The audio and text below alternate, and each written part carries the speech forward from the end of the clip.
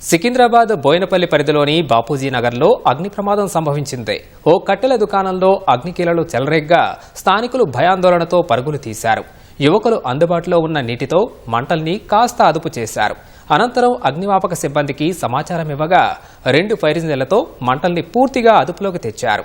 షాపులో దేవునికి వెలిగించిన దీపం కారణంగానే కట్టెలకు మంటలు అంటుకున్నట్లు స్థానికులు చెబుతున్నారు. దాదాపు 3 లక్షల వరకు ఆస్తి నష్టం వాటిల్లిందని యజమాని వాపోయారు. ప్రమాదంలో ఎటువంటి ప్రాణనష్టం జరగకపోవడంతో అంతా ఊపిరి పీల్చుకున్నారు. ముట్టించినాము, దీపం ముట్టించి ఇంటికి పోయి టిఫిన్ చేసేసారు కల్లా మంటలైనాయి.